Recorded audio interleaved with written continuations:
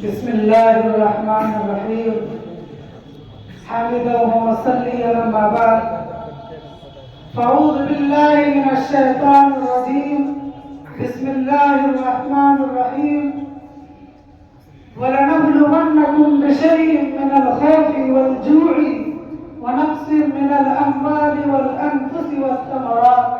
صدق الله العلي العظيم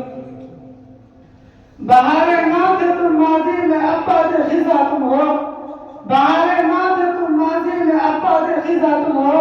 نشان رات تم ماضی میں اب تو بے نشان تم ہو تھے تم ماضی میں شعلہ آج بس اٹھتا دھواں تم ہو تھے تم ماضی میں شعلہ آج بس اٹھتا دھواں تم ہو نہیں جس کا ٹھکانہ کوئی ایسے کارواں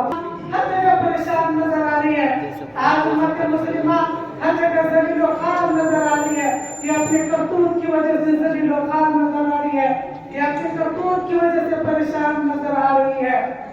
قرآن واضح کرتا ہے کہ مشکل حالات امتوں پر یا تو اللہ کی طرف سے آزمائش ہوتی ہے یا بدامنت و وبال اور سزا موجودہ حالات میں ہمارے لیے دونوں قابل غور ایک طرف یہ ہے حقیقت ہے کہ اللہ کا قانون اس کائنات میں آزمائش کا قانون اور اس قانون سے ہر ایک کو گزارا جاتا ہے چنانچہ فرمایا گیا کہ ہم تم کو خوف بھوک جان مال اور پھلوں کے کچھ نقصانات سے ضروری آزمائیں گے یہ آیت واضح کر رہی ہے کہ مسلمانوں کو ضرور آزمایا جائے گا اگر آج ہم جن حالات میں جی رہے ہیں آج امت مسلمہ جن حالات میں سانس لے رہی ہے آج امت مسلمہ جن حالات میں گزر بسر کر رہی ہے ان کو ہر موڑ پر ٹارگٹ کیا جا رہا ہر موڑ پر پریشان کیا جا رہا چاہے وہ قتل و غارت گری کی شکل میں ہو چاہے وہ عزت و آبرو کی شکل میں ہو چاہے وہ گھر بار کی شکل میں ہو چاہے وہ مدارس و مساجد کی شکل میں ہو چاہے وہ بمبارود اور بندوق کی شکل میں ہو گویا کہ ہر معاملے میں امت مسلمہ کو ٹارگٹ کیا جا رہا اللہ ایسے حالات میں امت مسلمہ کی ذمہ داری ہے کہ وہ قرآن و حدیث پر عمل کرا ہو جائے رسول اللہ صلی اللہ علیہ وسلم کی زندگی کو پڑھے صحابہ کی زندگی کو پڑھے اس پر عمل کرے کیونکہ یہ ایسا کیا ہے کہ میں سارے مسائل کہہ رہے قرآن و حدیث سے پتہ چلتا ہے کہ جب حالات خراب ہو جائے تو آپ حالات کو بہتر بنانے کی کوشش کریں سوال پیدا ہوتا ہے کہ حالات بہتر کیسے بنے جامعہ دارالعلوم کے نشر گفتہ پھولو آپ یاد رکھیے بڑے بڑے جلسوں میں جا کر کے حالات بہتر نہیں بن پرجوش تقریر سے حالات بہتر نہیں بن سکتے ایک دوسرے کو بھڑکا کر کے حالات بہتر نہیں بن سکتے ڈیبیٹ کر کے حالات بہتر نہیں بن سکتے اگر آپ حالات کو بہتر بنانا چاہتے ہیں تو اپنے امان پر توجہ ظاہر کا زور دکھانے کے لیے نہیں ہونا چاہیے مفتی کا فتویٰ کمانے کے لیے نہیں ہونا چاہیے ناصح کی نصیحت دنیا کے لیے نہیں ہونی چاہیے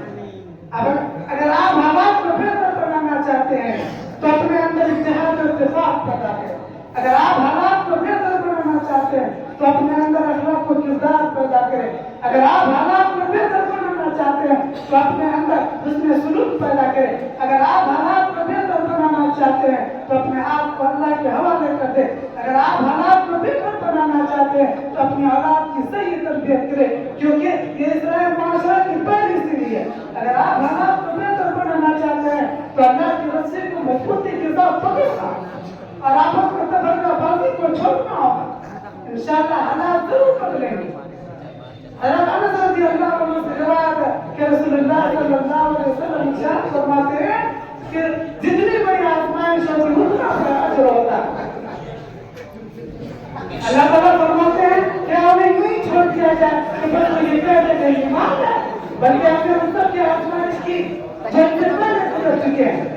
حضرت خطبہ بن عمر رضی اللہ عنہ کو رائے حق کے بے پناہ وسیلت سے گزرنا پڑا انہیں آگ سے ذرا پر ڈالا کیا آگ سے درد کے شروع پر چتر ڈالا گیا